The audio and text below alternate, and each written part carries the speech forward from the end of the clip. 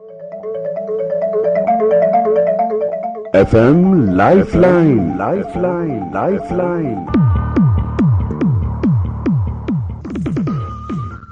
श्रोताओं, आज के FM लाइफलाइन कार्यक्रम में हमारे विशेष मेहमान हैं doctor Akhilesh Sharma, associate professor, department of psychiatry, PGI Chandigarh. और श्रोताओं, आज हम डॉक्टर साहब से बात करेंगे ऑटिज्म के बारे में।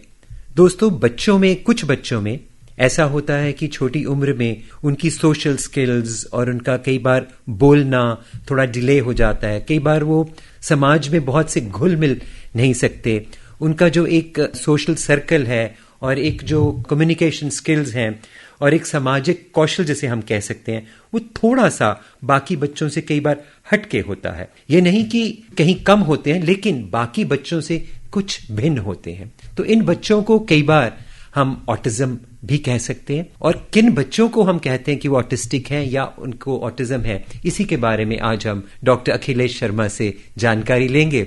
और मेरा पहला सवाल यही होगा कि ऑटिज्म हम किसे कहते हैं? संजीव जी, जैसा आपने बहुत अच्छे से मेरे से सवाल से पहले जो भूमिका में जो आपने बात कही, हम जब भी कोई बच्चा माँ के गर्भ में होता है और उसका विकास होता है गर्भ में और उसके बाद पैदा होने के बाद, तो दो तरीके से होता है। एक जिसे हम बोलते हैं बच्चे की ग्रोथ हो रही है, यानी कि जैसे जैसे बच्चा की उम्र बढ़ती है तो उसका वेट बढ़ता है, हाइट बढ़ती है और उसके शारीरिक जो पैरामीटर्स हैं वो बढ़ते हैं, उसे ग्रोथ बोलते हैं।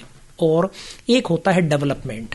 डेवलपमेंट है जो शारीरिक ग्रोथ के अलावा जो दूसरे विकास के आयाम हैं, जैसे कि बोलना सीखता है, बोली आती है, फिर जिस भी सभ्यता में वो होता है वो वहाँ की भाषा सीखता है और बोली और भाषा के आधार पे वो कम्युनिकेशन करना सीखता है। उसके साथ साथ ही वो जो दूसरे तरीके होते हैं अपने एनवायरनमेंट से, परिवार से, दोस्तों से, समाज से कम्युनिकेट करने के गैर भाषाई तरीके, जैसे कि आपको पता है कई बार बच्चों के अंदर कुछ ऐसी समस्याएं हो जाती हैं कि वो सुन नहीं पाते और बोल नहीं पाते, पर वो दूसरे तरीकों से कम्युनिकेट करते हैं।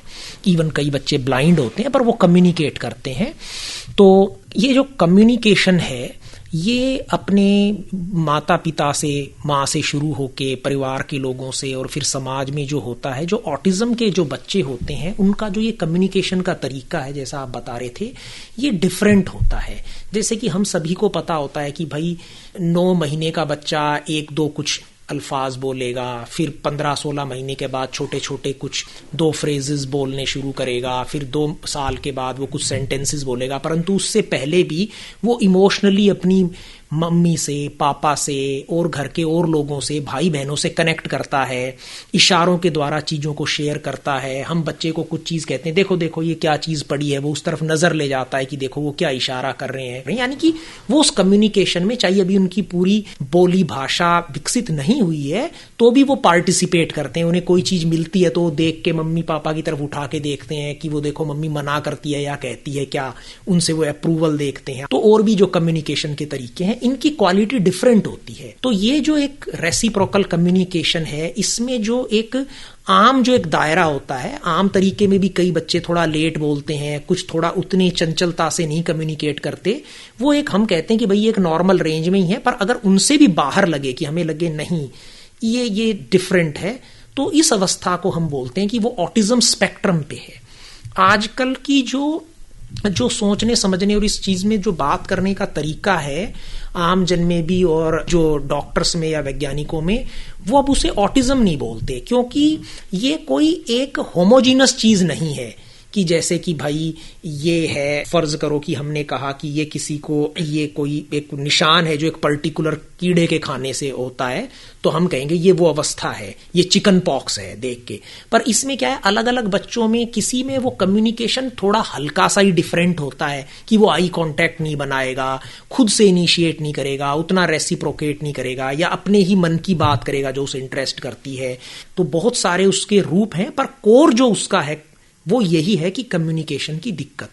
उसके साथ क्या है कि हम हमारी ज्ञानेंद्रियों से अपने वातावरण को, संसार के साथ इंटरेक्ट करते हैं, तो उसमें भी उनको इश्यूज होते हैं, क्योंकि उनके ब्रेन में जो मैच्योरेशन का तरीका है या जो वायरिंग है वो उस तरीके से नहीं होती। तो हो सकता है वो टच के लिए ज्यादा संवेदनशील हो या कम हो, या ऐसे ही साउंड्स के लिए, ऐसे ही लाइट्स के लिए, ऐसे ही जॉइंट पोजीशन के लिए। तो इस तरह की भी उनमें सेंसरी इश्यूज होते हैं जो भी उनके वातावरण से या दुनिया से जो उनके इंटरेक्शन के तरीके को प्रभावित करते हैं। डॉक्टर साहब, हम अपनी चर्चा यूं ही जारी रखेंगे और सेंसरी इश्यूज की बात आगे करेंगे। एक फोन कॉलर हमारे से बात करना चाहते हैं, आइए उनको कार्यक्रम में शामिल करें।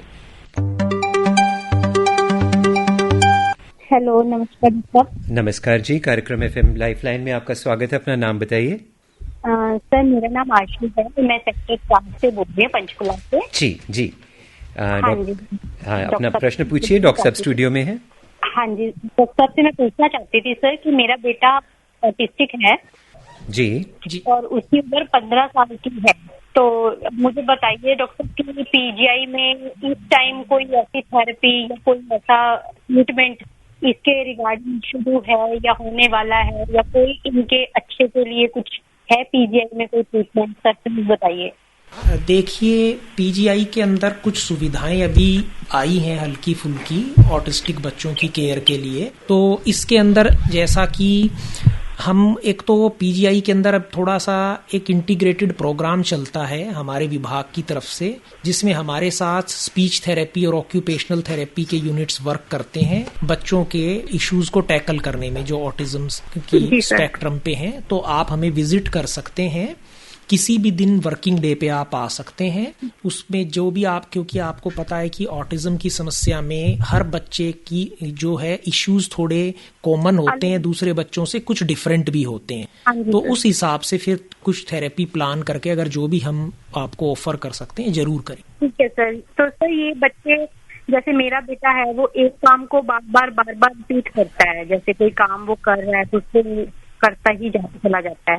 तो ये मतलब ऐसे रिगार्डिंग इसी चीज के ही सिम्टम है या नहीं? ऐसा नहीं है। वो आपने कहा कि आपके बच्चे को कीज ऑन ऑटिज्म स्पेक्ट्रम, तो आपको कैसे पता चला? किसी से आपने सलाह ली या आपने कोई प्रोफेशनल कभी उसको असेस कराया जिसके बाद आपको ये पता चला कि उनको ऑटिज्म है? हाँ जी सर, सबसे पहले मुझे पीजीआई से ही डायग्नोज हुआ कि उसे ऑटिज्म है जी।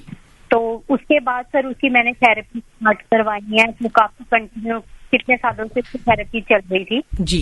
उसके बाद काफी हद तक वो थेरेपी में ठीक भी हुआ, इम्प्रूवमेंट भी हुई, बट उसकी स्पीच नहीं आई सर। अच्छा। और जो अभी आपने एक बात बताई जो आप अभी ज्यादा जिसमें आप जानना चाहती हैं कि वो बार बार एक ही काम को करते रहते हैं। हाँ जी सर। तो उसके बारे में भी हम कुछ आपके साथ थेरेपी प्लान कर सकते हैं। तो आप एक बार आइए किसी भी दिन जो है, और मैं वहाँ पे साइकेट्री विभाग में हूँ और हमारे पास एक छोटा सा चाइल्ड साइकेट्री का ओपीडी है जो डेली रन करता है। तो आप वहाँ पे आके मिल सकते हैं, मेरे और भी साथी लोग हैं। तो आपका आपने जैसे कहते हैं कि आप पहले भी आए हैं, तो पुराने रिकॉर्ड्स को और सब चीज़ों को देख के और इस समस्या के बारे में हम थेरेपी प्लान करेंगे और जरूर आपकी मदद की जाएगी। कार्यक्रम में फोन करने के लिए आपका शुक्रिया। Thank you sir. Thank you doctor साहब, हम अपनी चर्चा जारी रखते हैं और हम बात कर रहे थे बच्चों में जो सेंसरी इश्यूज आते हैं कि कुछ बच्चे किसी और सेंसेशन से स्टिमुलेट होते हैं, कुछ किसी और से। उसके बारे में और बताएं। देखिए, मैं आपको कुछ प्रैक्टिकल उदाहरण देके बताता हूं। जैसे कई बार हम देखते हैं कि कुछ बच्चे आते हैं, उनकी माता पिता कहते हैं कि जी ये इस तरह का खाना बिल्कुल नहीं खाता है जिसका टेक्सचर थोड़ा अलग है। जैसे कि मान लो कोई फ्रूट है जैसे कि थोड़ा सा उतना स्मूथ नहीं है, तो वो उन चीजों को बिल्कुल तुरंत ही मुंह में लेने के बाद निगलेंगे नहीं, वापस कर देंगे। तो एक तो जैसे ही वो सेंसरी इश्यूज की वजह से ऐसा कर रहे हैं। दूसरा, कई बच्चे कुछ पर्टिकुलर टाइप के कपड़े नहीं पहनते हैं, जैसे कि जो भारी हैं, जो जैसे सिंथेटिक हैं, या जो थोड़े से उनको शरीर को उतना स्मूथ नहीं होते, तो वो उन्हें नहीं पहनते हैं। चाहे वो उन्हें एक ही कपड़ा जो घर में है, उनको जो सूट बैठ रहा है वो ही पहनेंगे। कुछ बच्चों को जैसे कि वो ज्यादा कोई उनको कस के हक करे, हम बच्चों को हक करते हैं, लिपटाते हैं, या माँ बाप का सुलाने का तरीका भी हमारी सभ्यता में ऐसा होता है, तो वो उस समय भी अनकंफर्टेबल फील करते हैं जो हमें, और उस समय वो चीखने लग जाते हैं, गुस्सा हो जाते हैं। तो हमें बाद में पता चलता है कि ये तो सेंसरी इश्यूज से ऐसा हो रहा था। कई बच्चों को लाइट्स बहुत अच्छी भी लग सकती हैं ज्यादा, तो उन्हीं की तरफ देखते रहेंगे। कई बच्चों को चक्कर काटने पे मजा आता है, थोड़ा स्टिमुलेशन मिलता है ऑटिज्म में, तो बार बार जैसे चक्कर सा काटते रहेंगे किसी चीज के चारों तरफ, या खुद घूमते रहेंगे खुद को स्टिमुलेशन देने के लिए। तो वो कुछ में हाइपर सेंसरी इश्यूज होते हैं, कुछ में हाइपो। तो वो हमें लगता है कि ये इस प्रकार के व्यवहार को क्यों कर रहा है, या किसी पर्टिकुलर स्थिति में ऐसा क्यों कर रहा है। मम्मी पापा घूमने गए तो वो मान लो किसी होटल में रुके, तो वो कोई पंखा चला मान लो कि एग्जॉस्ट का, तो उसकी आवाज से घबरा गया, वहां पे अनकंफर्टेबल हो गया। तो मम्मा पापा को अगर पता है कि इसको इस तरह की साउंड से इश्यू है तो उसे अवॉइड करेंगे। तो कई बार कई हाइपर जो साउंड्स होती हैं या किसी भी प्रकार की सेंसेशन होती है, स्टिमुलाई, उनके प्रति सेंसिटिव होते हैं, कई बार हाइपो के प्रति।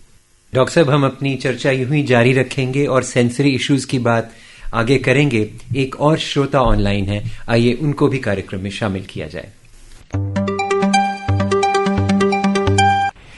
हेलो जी, मैं पंचकुला से 73। अपना नाम बताइए। I am Soni. हाँ सोनी जी, बहुत बहुत स्वागत। आप अपना प्रश्न पूछिए। अभी बिल्कुल जीरो हूँ, अब डेड हूँ मैं, और मेरे को सपोर्ट चाहिए। किस तरह की सपोर्ट चाहिए? किस तरह की सपोर्ट चाहिए? जब मेरी पर्सनालिटी नहीं होगी तो कम से कम जीने के लिए अगर कहीं कुछ ऐसी प्रॉब्लम आती है तो आई कांट फाइट।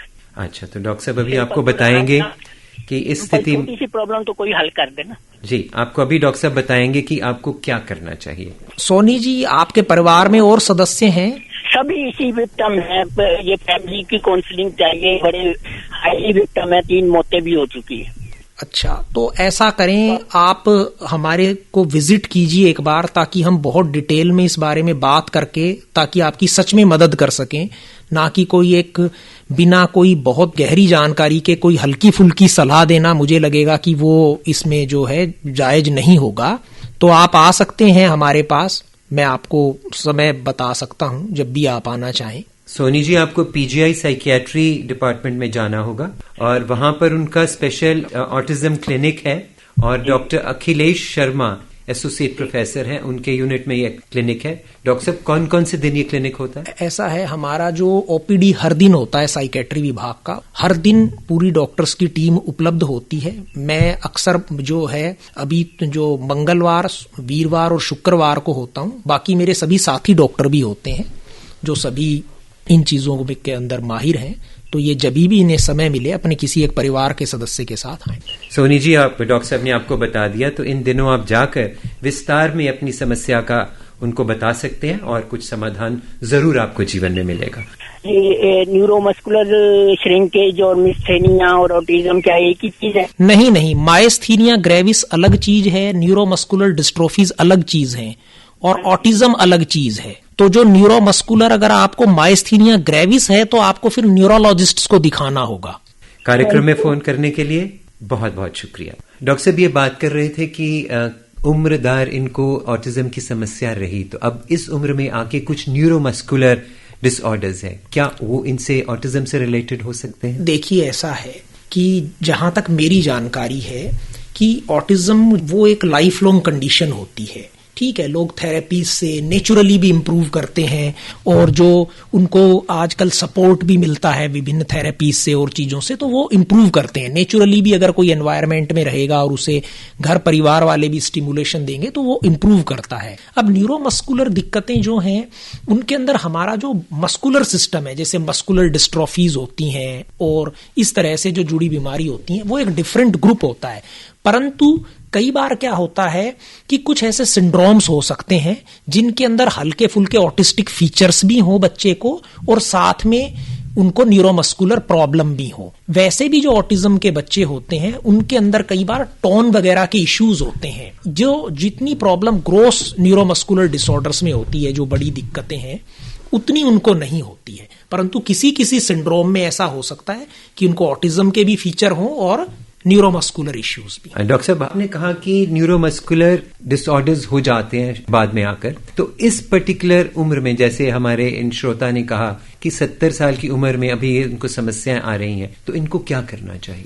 वैसे ये ऑटिज्म से डायरेक्ट जुड़ा हुआ प्रश्न नहीं है, पर जो भी न्यूरोमस्कुलर इनको इश्यूज आ रहे हैं, मुझे लगता है कि उनको जो भी जिन्होंने भी उन्हें ये डायग्नोसिस दिया है उनसे मिलके ये फिजियोथेरेपी, ऑक्यूपेशनल थेरेपी वगैरह कर सकते हैं, या वो डिसऑर्डर्स अगर प्रोग्रेस करने वाले हैं तो आजकल अलग अलग तरह के सपोर्ट्स होते हैं, इस तरह के अप्लायंसेस होते हैं जो उनको अपनी दैनिक जीवन की गतिविधियों में कुछ मदद कर सकते हैं, सपोर्ट कर सकते हैं। पर चूंकि ये समस्या बुढ़ापे में है, कितना सपोर्ट सिस्टम अदरवाइज है, वो सब चीजें भी मैटर करती हैं। डॉक्टर साहब, हम बात कर रहे थे बच्चों में हाइपो और हाइपर सेंसिटिविटीज, और उसके बारे में आप बता रहे थे कि कुछ बच्चे किस तरह रिएक्ट करते हैं, कुछ कम साउंड्स पे और कुछ ज्यादा साउंड, उसको बताइए। ऐसा है कि जब भी हम, जैसे कि ये मदर बता रहे थे कि ये मेरा बच्चा एक ही व्यवहार को बार बार करता है। फर्ज करो कि किसी बच्चे को थोड़ी तेज साउंड से स्टिमुलेशन मिलता है, अच्छा लगता है, तो उसके पास कोई ऐसा खिलौना है जो साउंड प्रोड्यूस करता है, तो वो उसी काम को बार बार करेगा। उसको मान लो घूमने से सेंसेशन मिलता है तो वो रोटेटरी मूवमेंट्स करता रहेगा घर में, मान लो किसी भी चीज के चारों तरफ, तो लगेगा हमको ऐसा कि ये रिपीटेडली ऐसा क्यों कर रहा है। उसको उस सेंसेशन में हाइपर स्टिमुलेशन से उसको राहत मिलती है, तो उसकी सेंसरी नीड है उस तरह की, तो वो इस तरह की व्यवहारिक दिक्कतों के साथ प्रेजेंट करते हैं। उनकी ऑटिज्म की समस्या के साथ ये सारे लक्षण भी बहुत कॉमन होते हैं।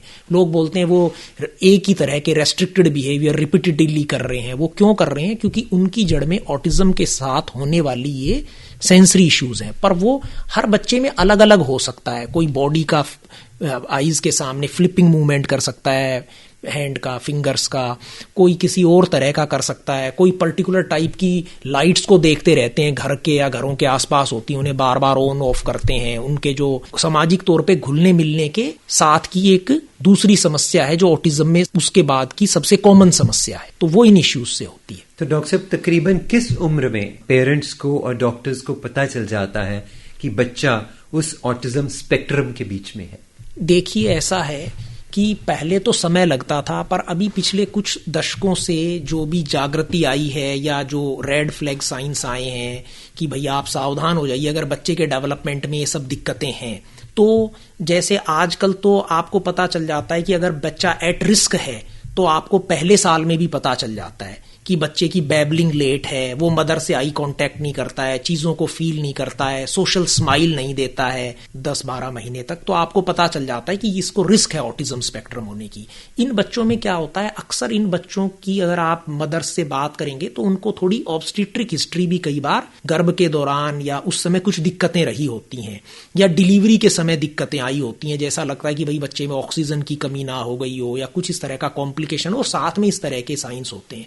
बल्कि अब तो इतनी ज्यादा रिसर्च हो गई है रिसर्च लेवल पे कि कुछ एक साइंटिस्ट टर्म यूज करते हैं जनरल मूवमेंट्स, तो वो इवन फीटस को भी देख के, भ्रूण को देख के, गर्भ में उसके मूवमेंट को देख के भी बता सकते हैं कि इसको ऑटिज्म होने की संभावना ज्यादा है। तो अब एक एट रिस्क का कंसेप्ट आ गया है। लोग ये नहीं कहते कि आप डायग्नोसिस तो चलो 2 साल पे, 18 महीने पे, 15 महीने पे कर रहे हो, पर अगर आपको रिस्क पहले ही लग रही है तो आप इंटरवेंशन शुरू कर दो, उसको स्टिमुलेशन करने के, इंटरेक्ट करने के तरीके बढ़ा दो, जो ऐसे तरीके हैं जो उन बच्चों के अंदर ज्यादा कामयाब हो सकते हैं वो आप लागू कर दो ताकि उनका आउटकम अच्छा हो। और इसके पीछे रिसर्च और फिलॉसफी जो उस रिसर्च से डेवलप हुई है वो यही है कि बच्चों का जो दिमाग होता है, हमारा जो दिमाग होता है, उसके अंदर चीजों को सीखने की और डेवलप होने की और बदलाव की जो क्षमता है, उसमें शुरुआती साल जितना जल्दी हो जाए और जितने शुरुआती सालों में हो जाए उसका असर उतना ही अच्छा आता है। इसलिए अर्ली इंटरवेंशन की बात करते हैं। अब वो कहते हैं कि अगर डायग्नोसिस पूरा भी नहीं बनाए तो अगर आपको रिस्क भी ज्यादा लगती है तो आप शुरू हो जाओ। तो जब डॉक्टर साहब आपको पता चल गया कि ये बच्चा एट रिस्क है तो आप किस तरह इंटरवेंशन करते हैं? देखिए, अब आपने बहुत सबसे महत्वपूर्ण बात की है, क्योंकि आजकल एट रिस्क का भी जल्दी पता चल जाता है, डायग्नोसिस भी बनने लग गया है। सबसे बड़ी दिक्कत यह है कि हमारे पास अभी भी हमारी खुद के सेटअप्स के अंदर, भारतीय सेटअप के अंदर बहुत कम ऐसे सेंटर्स हैं जहां पे ये सारी अर्ली इंटरवेंशंस की सुविधाएं उपलब्ध हैं। ये सब चीजों के लिए पेरेंट्स को भी ट्रेन किया जा सकता है। जैसे कि मैं आपको एक उदाहरण देता हूं कि फर्ज कीजिए कि कोई बच्चा है जिसके अंदर आपको कुछ ऐसा इशू लगता है कि वो बच्चे का जो है, आपको लगता है कि उसका रूटीन बड़ा रिजिड सा हो रहा है, वो बच्चा रूटीन चेंज करने पे बहुत परेशान हो रहा है, उसकी स्पीच थोड़ी सी डिले है दूसरे बच्चों से, थोड़ा आई कांटेक्ट वगैरह पुअर है, तो हम घर पे ही पेरेंट्स को ये बता सकते हैं कि आप इस बच्चे के साथ ज्यादा क्वालिटी टाइम लगाइए। कई बार अगर उनमें आपको इस तरह के रिस्क दिखते हैं तो अदरवाइज वो कुछ टाइम के बाद इंप्रूव भी हो जाते हैं, कि आप उनको ऐसा नहीं कह सकते कि इन ए स्ट्रिक्ट सेंस कि वो ऑटिज्म में ही पड़ेगा। तो जो भी इंटरवेंशन है, आप स्पीच थेरेपी करा सकते हैं उनको। स्पीच के अगर इश्यूज हैं, स्पीच डिले है, तो आप स्पीच थेरेपी कराइए, उससे उनका आउटकम बेहतर होगा कम्युनिकेशन का। ऑक्यूपेशनल थेरेपिस्ट का और स्पीच थेरेपिस्ट का बड़ा इंपॉर्टेंट रोल है, ऑक्यूपेशनल थेरेपिस्ट का, कि वो आपको बताते हैं कि आपको बच्चे के साथ किस प्रकार से खेलना है, किस तरह की एक्टिविटीज करानी है, ताकि उनको एक प्रॉपर स्टिमुलेशन मिले, जिससे उनकी जो विकास की जो दिशा जारी है वो गलत दिशा में या डिफरेंट दिशा में ना जाके, ऑटिज्म की तरफ ना जाके, वो थोड़ी मुड़े नॉर्मलसी की तरफ। तो इसी तरह के ये सब इंटरवेंशंस। ऑटिज्म के अंदर क्या है कि एक आपको टीम वर्क चाहिए, आपको थेरेपिस्ट्स का बहुत सारा इनपुट चाहिए इस सब थेरेपीज का, क्योंकि इसके अंदर ऐसा नहीं है कि कोई इसके लिए गोली है कि आपने गोली दी, भाई थायराइड है, आपने गोली दे दी, थायराइड फंक्शन नॉर्मल आ जाएगा और अब इसकी बुद्धि और मानसिक विकास पहले से बेहतर हो जाएगा। ऐसा नहीं है। तो ये जो सब थेरेपीज हैं, इन्हीं की मदद से हम उसके कोर्स को, उसकी ट्रेजेक्टरी को, वो जिस दिशा और दशा की तरफ जा रहा था उसे बेहतर बना सकते। तो डॉक्टर साहब, इसका मतलब ये हुआ कि जब आपको पता चल गया कि इस बच्चे को इंटरवेंशन करनी है, तो फिर आप उसका एक प्रॉपर शेड्यूल बनाते हैं, और किस तरह उसके माँ बाप ने, घर के लोगों ने, उसके थेरेपिस्ट ने किस तरह उसको आगे बढ़ाना है, कैसे क्वालिटी टाइम। तो बहुत जरूरी है कि किसी डॉक्टर की मदद ली जाए, किसी साइकियाट्रिस्ट की मदद ली जाए, कि पेरेंट्स अपने आप भी कुछ कर सकते हैं। बिल्कुल, आपने बहुत अच्छा सवाल पूछा। इसमें मेडिकल डॉक्टर्स का, पीडियाट्रिशियन हो चाहे वो साइकियाट्रिस्ट हो या वो क्लिनिकल साइकोलॉजिस्ट हो, उनका पहला काम है कि इस चीज को देखना कि मम्मी पापा के साथ मिलके ऑब्जर्वेशन से, असेसमेंट से, कि हाँ इसको ऑटिज्म स्पेक्ट्रम का रिस्क है कि नहीं है, या इसको ऑटिज्म स्पेक्ट्रम है कि नहीं है। उसके बाद ये सारा एक टीम वर्क हो जाता है, जहां पे कोई भी एक बंदा जो है वो माता पिता के साथ, चाहे वो पीडियाट्रिशियन हो, चाहे साइकियाट्रिस्ट हो, चाहे क्लिनिकल साइकोलॉजिस्ट हो, या कोई ऑक्यूपेशनल थेरेपिस्ट हो, उस बच्चे की दिक्कत के हिसाब से वो टीम का एक इंपॉर्टेंट मेंबर बन सकता है, जो माँ बाप के साथ 1-to-1 लाइज करे। और फिर नीड्स के अकॉर्डिंग थेरेपीज प्लान की जाती हैं, नीड और एज के अकॉर्डिंग। तो किसी समय हो सकता है स्पीच का इनपुट ज्यादा चाहिए बच्चे को, किसी समय ऑक्यूपेशनल थेरेपी का इनपुट चाहिए, किसी समय सेंसरी इश्यूज के लिए और ज्यादा इनपुट चाहिए, ठीक है। किसी समय ऐसा हो सकता है कि बच्चे को स्पेशल एजुकेटर का इनपुट ज्यादा चाहिए जब वो पढ़ने जाता है। किसी समय ऐसा हो सकता है कि उस बच्चे को फिजिशियन का इनपुट ज्यादा चाहिए, क्योंकि इन बच्चों में मान लो सीजर की रिस्क ज्यादा होती है आम बच्चों से, उसका इनपुट ज्यादा चाहिए हो सकता है। जो ये सबसे बड़ा मैसेज, उनमें से कोई भी एक मुख्य थेरेपिस्ट परिवार के साथ बन सकता है। ऑफ कोर्स फैमिली जो है वो थेरेपी का मेन फोकस है, क्योंकि उन्हीं के रिसोर्सेज को यूज करके ये सब किया जाता है। उसी में मदर्स को, फादर को, या जो भी और घर के मेंबर हैं उनको ट्रेन किया जाता है अलग अलग थेरेपिस्ट के द्वारा, कि भाई ये सब चीजें आप इसके नेचुरल एनवायरनमेंट में घर में करें। शुरुआती तौर में हो सकता है वो सेंटर पे बुला के उनको इंटेंसिव थेरेपी दें या ट्रेन करें पेरेंट्स को, बट अल्टीमेटली एम ये है कि उस चीजों का जनरलाइजेशन घर में और रियल लाइफ सिचुएशन में हो। डॉक्टर साहब, ये तो हुआ कि जैसे ऑटिज्म स्पेक्ट्रम में जो बच्चा है उसको हम बहुत सी थेरेपीज देके, मनोवैज्ञानिक तौर पर उसको मदद करके हम उसको एक सही दिशा दे सकते हैं। तो क्या, जैसे आपने बताया कि बहुत रिसर्च चल रही है, कुछ ऐसी मेडिसिन भी आई हैं कुछ जो कि उन पे कुछ इम्पैक्ट करती हैं? देखिए, अभी तक कोई ऐसी पर्टिकुलर मेडिसिन नहीं है जो कि ऑटिज्म की कोर समस्या का इलाज करते। मेडिसिन का रोल है बट बड़ा लिमिटेड सा रोल है।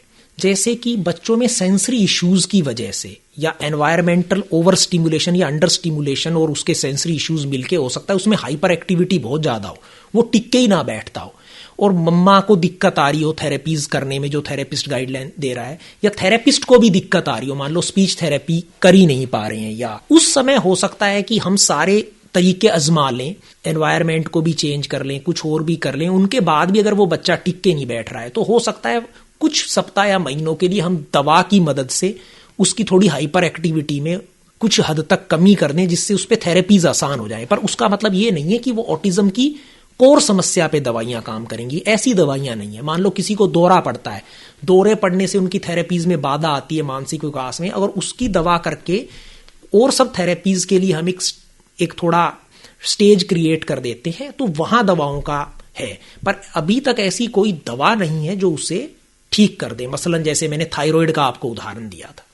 तो डॉक्टर साहब, क्या अगर हम सही उम्र पर, हमने बहुत जल्दी जिंदगी में आइडेंटिफाई बच्चे को कर लिया कि वो ऑटिज्म स्पेक्ट्रम में है और उसको तरह तरह की थेरेपीज और सपोर्ट और इंटरवेंशन दिया, तो क्या समय के साथ वो बच्चा बिल्कुल नॉर्मल बच्चा हो जाता है? संजीव जी, ये जो आपने बात कही बिल्कुल नॉर्मल। अब इस तरह ना, अब जो मेरे को थोड़ा इन बच्चों के साथ समय बिता के या उनके माँ बाप से, उन्हीं लोगों से सीख के ये लगा है कि ऐसा कुछ नहीं है। पर 2-3 मोटी चीजें हैं कि थेरेपी के साथ वो इम्प्रूव करते हैं, उनका परिवार के साथ इंटरेक्शन काफी हद तक इम्प्रूव होता है, परिवार उस चीज को रिकॉग्नाइज करता है। बहुत सारे बच्चे स्कूल्स में भी जाते हैं, नॉर्मल स्कूलिंग भी कर पाते हैं, तो डेफिनेटली नेचुरली भी इंप्रूवमेंट आता है। थेरेपी से वो इंप्रूवमेंट ज्यादा समय से और जल्दी आता है, उनके आउटकम्स बेहतर होते हैं। ऐसा वैज्ञानिक रिसर्च में भी देखा गया है और लोगों के अपने तजुर्बे भी यही कहते हैं। तो डेफिनेटली इंप्रूवमेंट आता है। एक चीज मैं और आपको कहना चाहूंगा इसी संदर्भ में, जिन बच्चों को इंटेलेक्चुअल डेवलपमेंटल डिसऑर्डर या डिसेबिलिटी होती है, उनमें भी समय के साथ साथ और थेरेपीज के साथ साथ इंप्रूवमेंट आता है। पर जो उनका एक कोर डेफिसिट होता है वो रहता है। हो सकता है वो सुपरविजन में काफी अब हद तक काम कर लेते हो, कुछ लोग बेसिक एक्टिविटीज या कुछ आम एक्टिविटीज में काफी हद तक इंडिपेंडेंट हो जाते हैं, पर वो एक उनका रहता है कोर। उसी तरह ऑटिज्म का भी उसकी गंभीरता के हिसाब से, कितना इंटरवेंशन मिला है उसके हिसाब से कुछ ना कुछ फीचर रहता है। पर उद्देश्य ये है कि जो जितना भी अपने आप में इंडिपेंडेंट हो जाए, या हमारे पंजाब हरियाणा में आम भाषा में बोलते हैं हर माँ बाप को और प्रैक्टिकली को भी अपने जोगा हो जाए, जितना भी हो जाए, तो डेफिनेटली उनमें इंप्रूवमेंट आता है, इसमें कोई दो राय है नहीं। और ये मैसेज क्लियर जाना जरूरी है, तभी माँ बाप का थेरेपी में विश्वास बढ़ेगा और वो समय से इसको करें। डॉक्टर साहब, कार्यक्रम के आखिर में अब आप हमारे सुनने वालों को ऑटिज्म के बारे में क्या संक्षेप में संदेश देंगे? मैं यही संदेश दूंगा कि ऑटिज्म जो है वो एक ऐसी है जो बच्चे की एक डेवलपमेंट की, विकास की, प्रकृति की समस्या है, जो प्राकृतिक तौर पे ही आ गई है उसके अंदर, जैसे कईयों में मंदबुद्धि वगैरह आ जाती है। सबसे बड़ा है कि उसे समय से पहचाना जाए। दूसरा कि निराशा से बाहर आया जाए और जो थेरेपीज को अपनाया जाए और उसको जो भी हम अपने रिसोर्सेज के हिसाब से कर सकते हैं किया जाए। घर में सदस्य, मम्मी की, पापा की या और सब लोग मिलके काम करें। समाज के तौर पे पाठ्य पुस्तकों में चैप्टर्स के द्वारा, प्रोग्राम्स के द्वारा ये जानकारी बढ़ाई जाए, जैसे कि और चीजों के बारे में भी जानकारी हम देते हैं लोगों को, तो समाज का रुख बदलता है। स्पेशली जो हमारे स्कूल्स हैं या जो संस्थान है, वहां पे इन सब बच्चों के साथ दुर्व्यवहार ना हो। जो हमारा इंक्लूसिव एजुकेशन का एक नारा है, वो सिर्फ एक कोट अनकोट ऐसे उसके अखबार में या किसी कागज में लिखा ना रह जाए, वो सच में आए।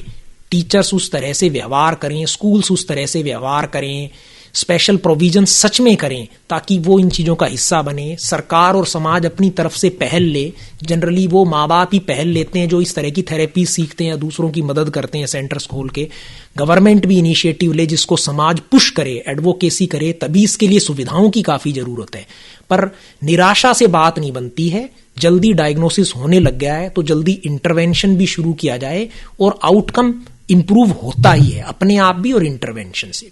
और खास तौर पर टीचर्स के लिए, शिक्षकों को जो इन बच्चों को पढ़ाते हैं, उनको आप क्या कहेंगे? मैं तो यही कहना चाहूंगा कि हमारे जो टीचर्स हैं या जो भी हमारे लोग टीचिंग के अंदर इंटरेस्टेड हैं, वो स्पेशल एजुकेशन के चैप्टर्स को या उनकी ट्रेनिंग को ज्यादा से ज्यादा ढंग से करें और इन सब चीजों के लिए स्पेशल जो कोर्सेज अब आने लगे हैं उनको भी ऑप्ट करें। और हमारी जो शिक्षा संस्थाएं हैं वो ऐसे टीचर्स को स्कूल में हायर करें ताकि वो ऐसे बच्चों को भी स्कूल में ले सकें। फीस तो वो भी बराबर ही देंगे और उनकी मदद करें वो सब लोग। तो उससे सच में जो हमारा एक शिक्षा का जो एक नारा है वो साकार हो पाएगा। और स्कूल में जाने से बच्चे का आत्मविश्वास, आत्मसम्मान है ना, वो जो उनका फिर हौसला बुलंद कर सकती है। डॉक्टर अखिलेश शर्मा, आप एफएम लाइफलाइन कार्यक्रम में आए और आपने ऑटिज्म और ऑटिज्म स्पेक्ट्रम में जो आए बच्चे हैं उनके बारे इतनी महत्वपूर्ण जानकारी दी। मुझे विश्वास है कि जिन लोगों ने भी ये कार्यक्रम सुना, अगर उनके आसपास या उनके परिवार में कोई ऐसा बच्चा है, उसको पालन पोषण में, उसके इलाज में बहुत मददगार साबित होगा। आपका बहुत बहुत शुक्रिया। इसके साथ ही श्रोताओं, अपने साथी संजीव दोसांझ को कार्यक्रम FM लाइफलाइन यहीं समाप्त करने की इजाजत दीजिए। इस कार्यक्रम में हमें तकनीकी सहयोग दिया हमारे इंजीनियर चंद्रशेखर ने। नमस्कार। FM lifeline, lifeline, lifeline.